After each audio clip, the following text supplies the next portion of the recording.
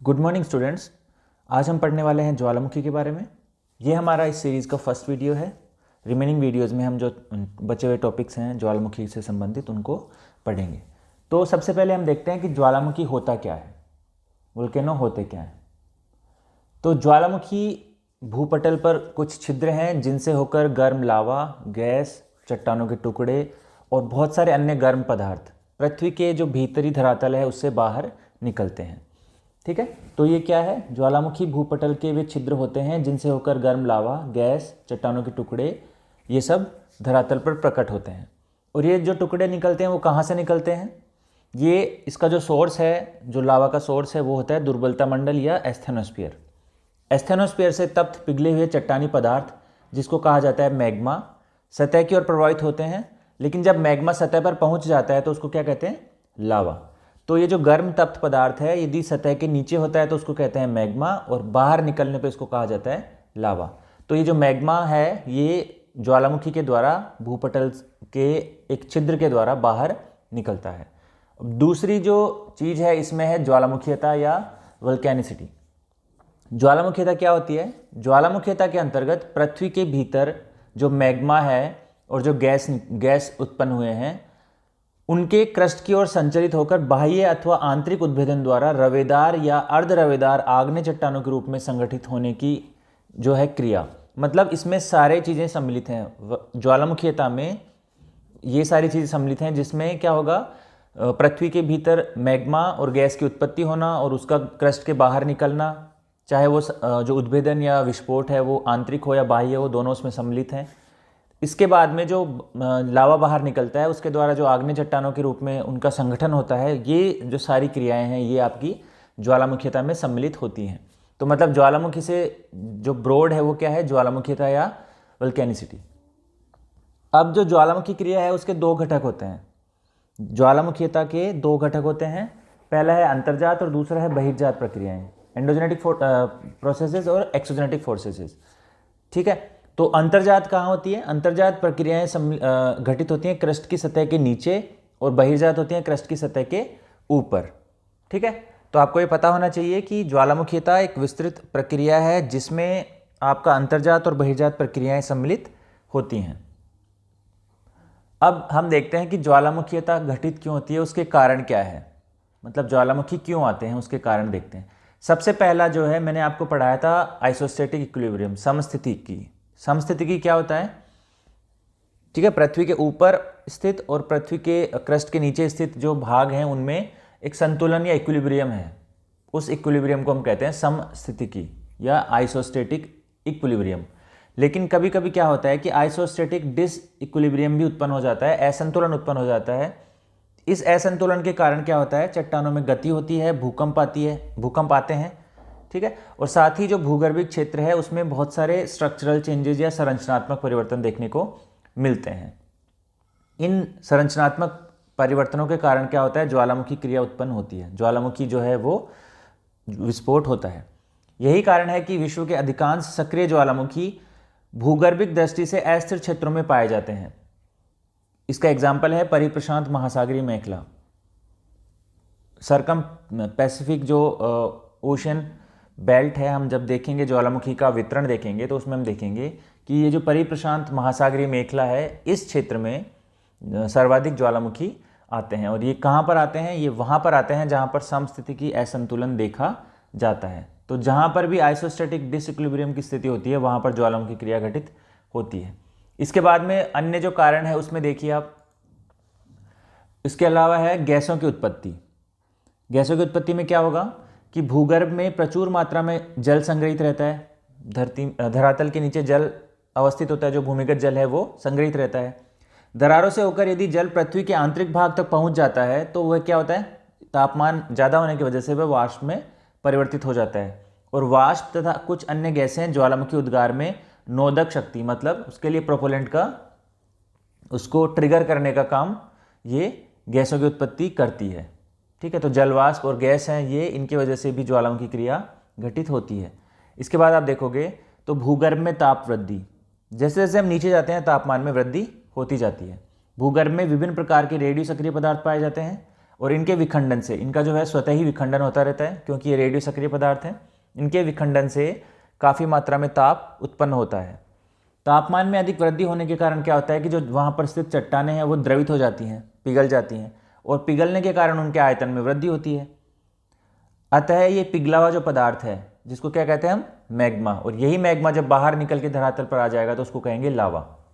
यह पिघला हुआ पदार्थ या मैग्मा कमजोर दरारों से होकर ज्वालामुखी के रूप में धरातल पर पहुंच जाता है। तो एक कारण हो गया कि जैसे जिस भूगर्भ का जो ताप है, भूगर्भ के तापमान में वृद्धि होने से क्या होता है, वहाँ की चट्टानें द्रवित अवस्था में आ जाती हैं, द्रवित होने से उनका आयतन बढ़ जाता है, और आयतन बढ़ने से जो है वो दरारों से बाहर निकलने की कोशिश करती है और ज्वालामुखी क्रिया घटित होती है। इसके अलावा आप देखोगे दाब में कमी। दाब में कमी क्यों आती है?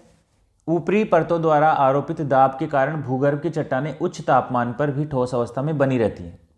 ठीक है, ठोस अवस्था में बने रहने का कारण क्या है? क्योंकि दाब ज़्यादा होता है। लेकिन कभी कभी क्या होता है कि भूगर्भिक हलचलों के कारण ऊपरी चट्टानों का दाब कम हो जाता है। सपोज करो ऊपरी धरातल से जो कोई एक चट्टान हट गई है अपर्दन के कारण या फिर अनाच्छादन के कारण, ठीक है, तो उसकी वजह से क्या हुआ, वहाँ पर दाब में कमी आ गई, और दाब में जैसे ही कमी आती है तो भूगर्भ में जो चट्टानें ठोस अवस्था में हैं, ठोस अवस्था में क्यों थी वो ठोस अवस्था में इसलिए थी क्योंकि उनके ऊपर दाब लग रहा था। दाब के रिलीज होते ही वो जो चट्टानें हैं वो पिघल जाती हैं, पिघल कर क्या करती हैं, वो मैग्मा का निर्माण करती हैं, और इसके परिणाम स्वरूप इनके आयतन में वृद्धि होती है। सेम जो मैंने अभी आपको बताया, तापमान में वृद्धि होने की वजह से आयतन में वृद्धि होती है, और यही आयतन में वृद्धि ज्वालामुखी क्रिया को प्रेरित करती है। इस प्रकार की जो प्रक्रिया है वो बैसाल्ट चट्टानों वाले क्षेत्र में अधिक सक्रिय होती है। तो ये हमने देखे कुछ ज्वालामुखी क्रिया के कारण। अब ज्वालामुखी क्रिया के कारण हमने जो आपको बताया कि दाब में कमी हो रही है, तापमान में वृद्धि हो रही है, इसके अलावा मैंने आपको बताया कि जो डिसइक्विलिब्रियम उत्पन्न हो रहा है, समस्थिति की स्थिति में परिवर्तन आ रहा है, इन सब चीज़ों के कारण ज्वालामुखी क्रिया आपकी घटित होती है। अब हम देखते हैं कि ज्वालामुखी से संबंधित कुछ प्रमुख प्रक्रियाएं क्या हैं, कि ज्वालामुखी जब घटित होता है तो उससे संबंधित क्या क्या प्रक्रियाएं हैं। ज्वालामुखीता से संबंधित प्रक्रियाएं, सबसे पहले आप देखो कुछ प्रक्रियाएं हैं जिनमें से कुछ निम्न है। पहली, गहराई बढ़ती है तो उसके साथ प्रत्येक 32 मीटर पर 1 डिग्री सेंटीग्रेड की वृद्धि होती है तापमान में, और यही तापमान में जो क्रमिक वृद्धि होती है इसके वजह से जो चट्टानें हैं धरातल के नीचे वो द्रवित अवस्था में बदल जाती हैं, जिसके वजह से आयतन बढ़ता है, और आयतन बढ़ने से आपका वो जो पदार्थ हैं, वो जो मैग्मा है, वो बाहर निकलने की कोशिश करता है। इसके साथ ही ऊपरी मेंटल में लगभग 850 डिग्री सेंटीग्रेड तापमान पर ये जो है मैग्मा में चट्टानें जो हैं वो मैग्मा में परिवर्तित हो जाती हैं। यदि मेंटल की चट्टानों पर अध्यारोपित दाब ऊपर स्थित चट्टानों के हटने के कम हो जाता है तो ये जो चट्टानें हैं ये अपने गलनांक पर ही पिघल जाती हैं और मैग्मा का निर्माण होता है। तो जैसे ही दाब रिलीज होता है ये जो पदार्थ हैं वो पिघल जाते हैं। लेकिन ये ध्यान रखिएगा कि यदि धरातल की चट्टानों द्वारा आरोपित जो दाब है वो यदि ज़्यादा होगा तो गलनांक बिंदु पर भी ये चट्टानें पिघलेंगी नहीं, लेकिन जैसे ही दाब हट जाता है तो ये जो चट्टानें हैं वो पिघल जाती हैं और मैग्मा का निर्माण करती हैं। इसके बाद में क्या होता है, भूगर्भ में स्थित जो जल है, जो भूमिगत जल है, वो क्या करता है, रिसाव के माध्यम से पृथ्वी के आंतरिक भाग में पहुंच जाता है, और इसके वजह से क्या होता है, वहाँ पर चूंकि गर्मी या तापमान ज़्यादा होता है तो ये जो जल है वो आपका गैसों में और जलवाष्प में निर्मित हो जाता है। तो इस वजह से क्या होता है कि जो प्रेशर है वो और बढ़ जाता है, आंतरिक भाग में जो दबाव है वो बढ़ जाता है। इसके साथ में एक क्रिया घटित होती है, उसको कहते हैं मैग्मा पृथक्करण या मैग्मा डिफरेंशिएशन। इसके माध्यम से ये जो मैग्मा है वो ऊपर संचरित होता है।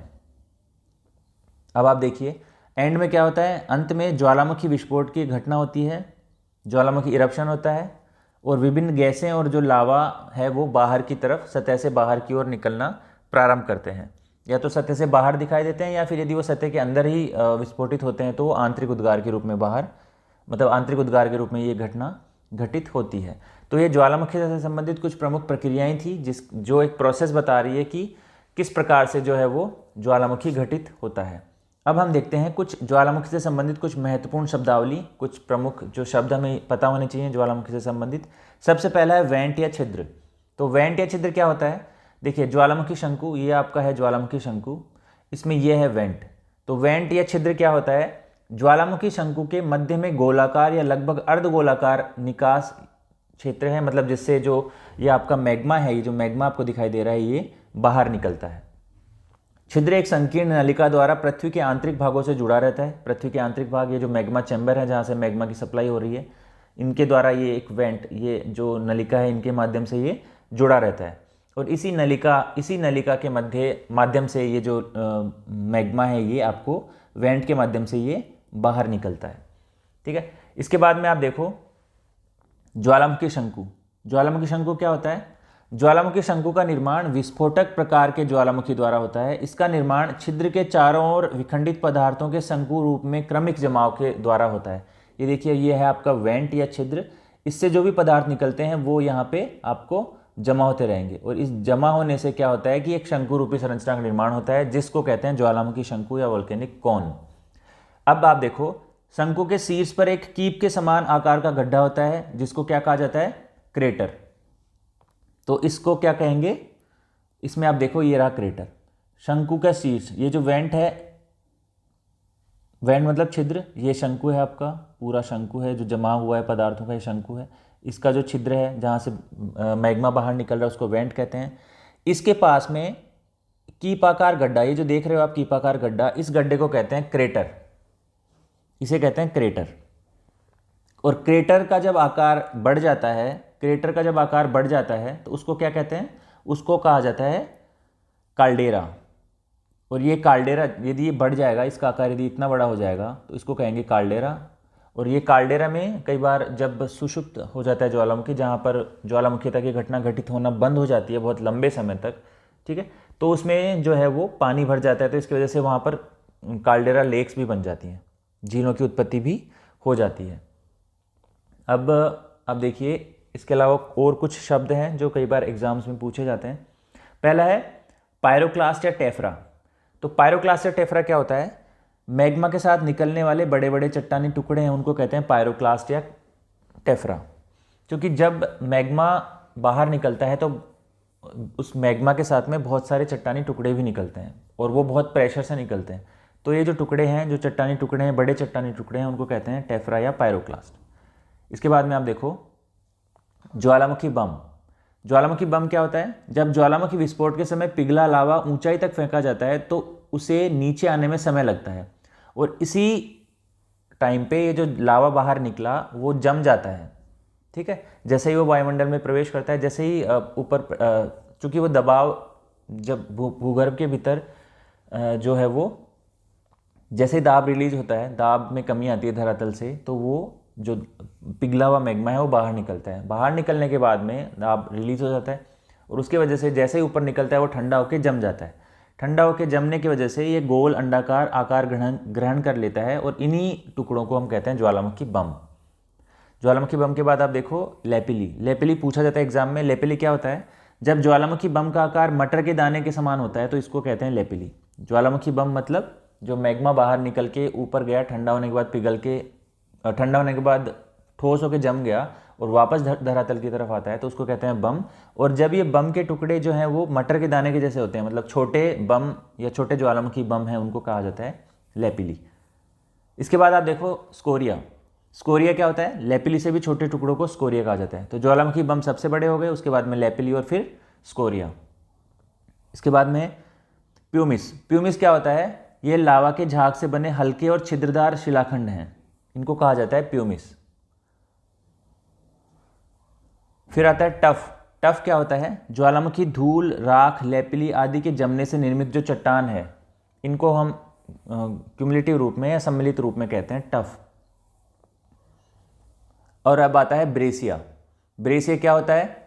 ब्रेसिया होता है स्कोरिया के संगठित नुकीली चट्टानी टुकड़े। स्कोरिया जो मैंने आपको बताया कि छोटे छोटे जो टुकड़े हैं वो तो ऐसे जो जमा हो जाते हैं, तो ये जो नुकीले चट्टानी टुकड़े हैं इनको कहते हैं हम ब्रेसिया। ठीक है, तो हमें पता चल गया कि पायरोक्लास्ट क्या है, ज्वालामुखी बम क्या है, लेपिली क्या है, स्कोरिया क्या है, प्यूमिस क्या है, टफ क्या है, ब्रेसिया क्या है। कई बार एग्जाम में पूछा जाता है कि निम्नलिखित में से कौन से जो हैं वो ज्वालामुखी से संबंधित स्थलाकृतियाँ हैं या ज्वालामुखी से संबंधित हैं। तो उनमें आपको पता होना चाहिए कि ये जो सारे जो मैंने आपको भी नाम बताए ये सारे क्या हैं, ये ज्वालामुखी से संबंधित जो हैं वो क्रियाएं हैं, उनके द्वारा निर्मित जो हैं वो संरचनाएं या स्थलाकृतियाँ हैं। ठीक है, तो आज की क्लास में हम इतना ही देखेंगे। अगली क्लास में हम देखेंगे जो ज्वालामुखी के वर्गीकरण देखेंगे, साथ ही हम देखेंगे कि ज्वालामुखी से जो निकलने वाले पदार्थ हैं उनको किस किस प्रकार से हम वर्गीकृत कर सकते हैं। ठीक है, साथ ही हम देखेंगे अगली क्लास में कि ज्वालामुखी का वर्गीकरण हम किस आधार पर कर सकते हैं। इसमें एक डायग्राम को हम फिर से देख लेते हैं। मैंने आपको बताया वेंट क्या होता है। वेंट वो छिद्र है जहाँ से ज्वालामुखी क्रिया घटित होती है और इससे निकलने वाले पदार्थों के द्वारा जो शंकु रूपी संरचना बनती है उसको हम कहते हैं ज्वालामुखी शंकु या वोल्केनिक कोन। क्रेटर, वेंट का वो छिद्र, जब वेंट जब बड़ा हो जाता है तो उसको हम कहेंगे क्रेटर, और क्रेटर जब और बड़ा हो जाएगा, मतलब जैसे ये विस्फोटक प्रकार का ज्वालामुखी होगा तो ये जो ज्वालामुखी है ना, ये इसका ऊपर वाला भाग ये ब्लास्ट से उड़ जाएगा। इसकी वजह से यहाँ पर एक गड्ढेनुमा संरचना बन जाएगी। इस गड्ढेनुमा संरचना को हम क्या कहेंगे, इस गड्ढेनुमा संरचना ये तो जो बन जाएगी यहाँ पे, इसको हम कहेंगे काल्डेरा। ठीक है, इसके अलावा ये जो नलिका है उसके द्वारा क्या होता है सप्लाई, उसके द्वारा मैग्मा चैम्बर से या पृथ्वी का जो एस्थेनोस्फीयर है या दुर्बलता मंडल है जहाँ पर मैग्मा की उपस्थिति होती है वहाँ से जो है मैग्मा सप्लाई होता है। ठीक है, तो और वेंट के माध्यम से ये जो ज्वालामुखी है ये निकलता है। और जैसा कि मैंने आपको बताया बहुत सारे जो छोटे छोटे मैंने आपको बताए, पायरोक्लास्ट हो गया, लेपिली स्कोरिया, तो ये जो भाग हैं ये, जैसे ये आपका एरियल बॉम्ब्स हैं। ठीक है, बहुत सारे स्कोरिया, प्यूमिस, टफ, ब्रेसिया, ये सारे जो चीज़ हैं ये विस्फोट के बाद में जो निकलते हैं और वापस जब जमा होते हैं तो ये आपके कहलाते हैं। एक बात आपको ध्यान रखनी है कि जो लावा है वो कौन सा है, जैसे ही ये जो मैग्मा बाहर निकल के जमता है सतह पे आके तो उसको कहते हैं लावा, और आंतरिक भाग में जब ये होता है तो उसको कहते हैं हम मैग्मा। इस डायग्राम में भी आप देख सकते हो ये है मैग्मा चैम्बर। मैग्मा चैम्बर क्या होता है, zone near the surface that accumulates magma, वो क्षेत्र जहाँ पर मैग्मा जो है आपका जमा हुआ रहता है।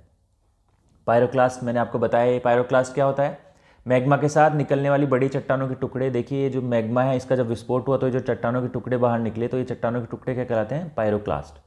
ठीक है, पाइप और वेंट, पाइप तो है ये वाला, मतलब जिससे मैग्मा चैम्बर से जो लावा निकलता है उसको कहते हैं हम, ये जो पाइप रूपी संरचना है इसको हम कहते हैं पाइप, और जो वेंट है वो जहाँ से ये बाहर उद्भेदित होगा।